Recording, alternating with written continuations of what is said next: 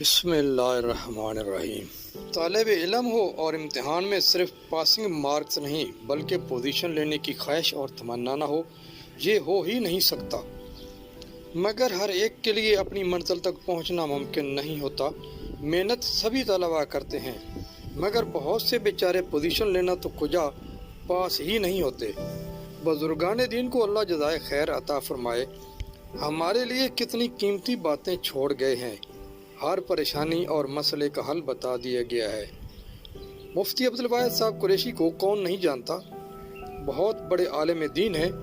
ان کا ایک معمول اور مجرب عمل آج اپنے ناظرین کے لیے پیش کرنے کی سعادت حاصل ہو رہی ہے۔ آپ بنا کسی انتظار کے مفتی صاحب کی زبانی ان کی والدہ ماجدہ کا بتلائے ہوئے عمل سماعت کریں۔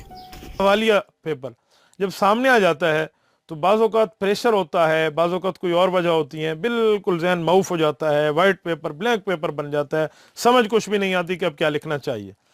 اس کے لیے کیا کرنا چاہیے؟ تو میرے دوستو، میں آپ کی خدمت میں وہ بات پیش کرتا ہوں جو میں نے اپنی بالکل نرسری لیول سے لے کر یونیورسٹی لیول تک اور اپنا اولا درجہ سے لے کر تخصص تک مکمل کے مکمل درجات میں پیپروں کے اندر جو چیز کی ہے، وہ وظیفہ، وہ ترتیب، وہ میں آپ کی خدمت میں رکھتا ہوں۔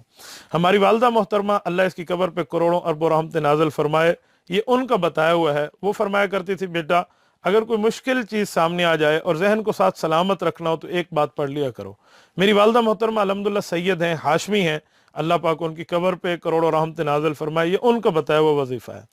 وہ فرماتی تھی کہ ایک بار اعوذ باللہ من الشیطان الرجیم بسم اللہ الرحمن الرحیم کے بعد پڑھ لو انا للہ و انا الیہ راجعون۔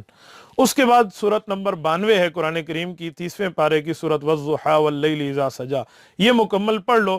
فرماتی تھی جب یہ دونوں پڑھ رہے ہو تو کویسچن شیٹ کو بالکل نیچے رکھ دو، یعنی الٹا کر کے رکھ دیں، یہ اس طرف دیکھے نہیں، سوالیہ پرچہ جو ہے اس کو الٹا کر دیں یا دیکھے نہیں۔ جب پڑھ لینے کے بعد اپنے آپ پر بھی پھونک لو، پرچے پر بھی پھونک لو اور لکھنا شروع کر دو۔ میں اللہ کی قسم اٹھا کے کہتا ہوں، اللہ رب العزت کا فضل، کرم، احسان، امتنان ہے، میں نے اپنے ان تمام سالوں میں اولا سے لے کر دور حدیث سے لے کر تخصص تک ایک بار کسی استاد سے ایک ڈنڈا نہیں کھایا۔ الحمدللہ یہ پڑھ لیتے تھے، اور اس طرح امتحانات میں سیکنڈ اور تھرڈ پوزیشن تو رہی دور، پوزیشن ہولڈر بننا ہوتا تھا، اور وہ بھی فرسٹ کے درجے میں۔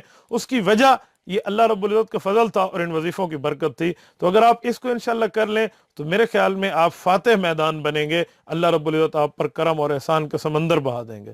جی ناظرین، آپ نے یہ کلپ سنا، مجھے امید ہے آپ سب کا دل باغ ہو گیا ہوگا۔ خصوصاً اسٹوڈنٹس کے لیے تو بے حد خوشی کی بات ہے، مگر میرے دوستو اس کے لیے ایک شرط بھی ہے، اور وہ کیا ہے؟ وہ ہے نماز کی پابندی اور گناہوں سے بچنے کی۔ اگر آپ نے اس شرط کے مطابق اس عمل کو بروئے کار لایا تو انشاءاللہ کامیابی آپ کے قدم چومے گی۔ میری دعا ہے کہ اللہ ہم سب کو دیندار اور متقی بنا دے اور ہر ایک کو اس کے جائز مقاصد میں کامیابی عطا فرما دے، آمین۔ جن بھائیوں نے ابھی تک ہمارے چینل کو سبسکرائب نہیں کیا، ان سے گزارش ہے کہ اسے ضرور سبسکرائب کر لیں۔ اللہ تعالیٰ آپ کو جزائے خیر عطا فرمائے۔ اب اجازت دیجیے، اللہ حافظ۔